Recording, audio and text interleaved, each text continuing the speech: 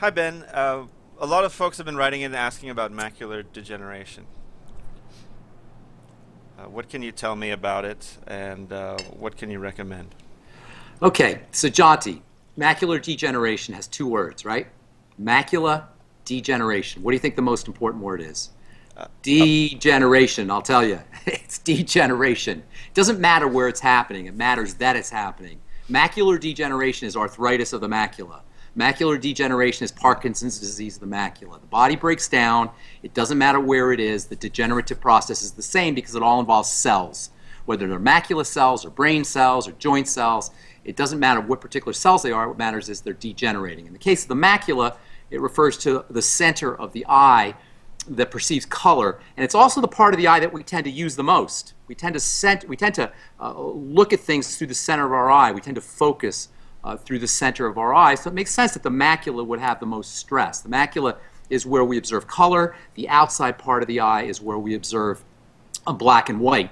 Do you ever walk into a dark movie theater and it took you a couple minutes to adjust? You come in from a bright light and you have to adjust a little bit, and then gradually you kind of see the movie theater. right, absolutely. What's happening is when you're out in the sun, the center of your eye is being activated, and you go into the dark movie theater, the outside part of your eye has to be activated, and it takes a couple seconds for that to occur. The reverse process occurs when you leave the movie theater. So macular degeneration is when the center part of the eye, the part we use the most, degenerates. Macular degeneration is a serious problem. It affects maybe 1 to 2 million people in this country. The rates are rising, and it's the leading cause of age-related blindness. Now, they'll tell you there's two types of macular degeneration. They'll say there's wet macular degeneration and dry macular degeneration. Sometimes we'll get letters, people saying, well, I have wet macular degeneration, what do I do? They'll say I have dry macular degeneration. It doesn't matter. The wet refers to the fact that there's some fluid and there's bleeding. It tends to be a little bit more acute and a little bit more dangerous. The dry form is a little bit more gradual, but either way, you're looking at degeneration of the cells in the center of the eye in the macula. So what do?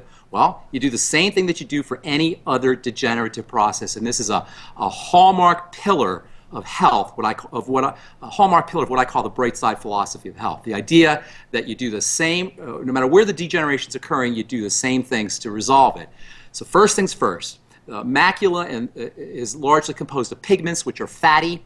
So first things first is the digestive system. Focus on fats and fat absorption.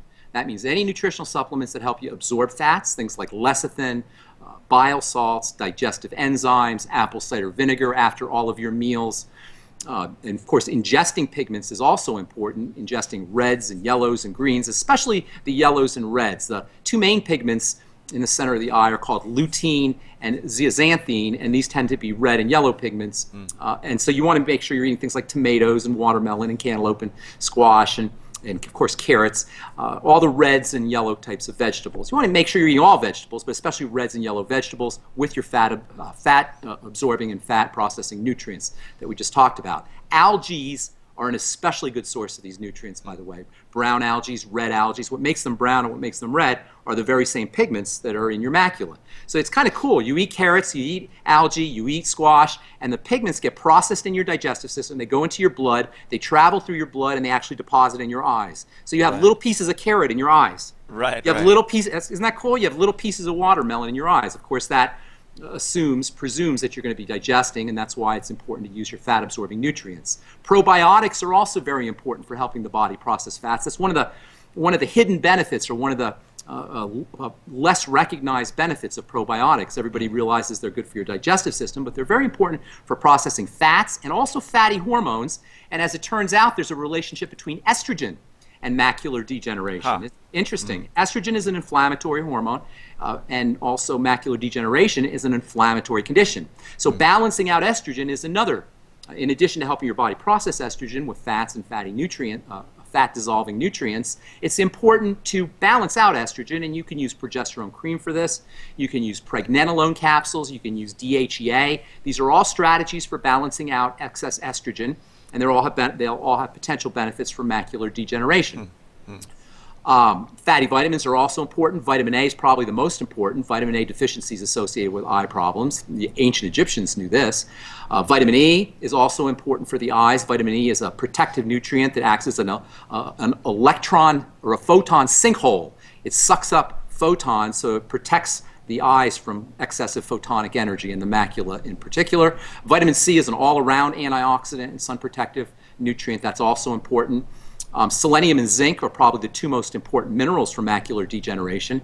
And then the body has an anti-macular degeneration chemical that it makes. And it's also an anti-cancer compound that it makes. It's also an anti-aging compound that it makes. It's a very protective compound called glutathione, which you may have heard of. And anything you can do to help your body make glutathione is going to help you with your eyes as well as other parts of the body. There's a supplement called NAC that can be helpful. That's very important for helping the body make glutathione. We mentioned selenium. That's involved in glutathione production. And then also sulfur is also important both for the eyes and for making glutathione. For the eyes on its own, sulfur is an electronic mineral, and that will also help you make glutathione. You can get MSM sulfur.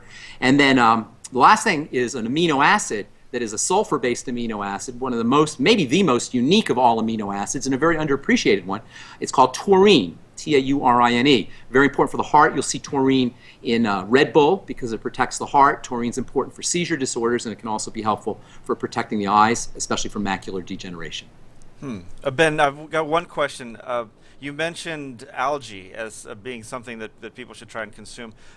How would one go about that? What form would that Lots of forms. You can go, algae is basically seaweed. You can go to an Asian market and you can get your own, algae nori rolls, and you can make your own algae products. Longevity has a great product called the Z Radical and the Fuchs Z. You can use that. There's lots of algae supplements that you can use. Seaweed, algae. Seaweed and ocean vegetables are an amazingly, amazingly functional food, packed with nutrients, especially electronic nutrients. When you think about it, algae and seaweeds are sitting on the surface of the ocean, so they're going to be in order for them to survive, they've got to have mechanisms, biochemical mechanisms, to absorb and to utilize photonic solar energy.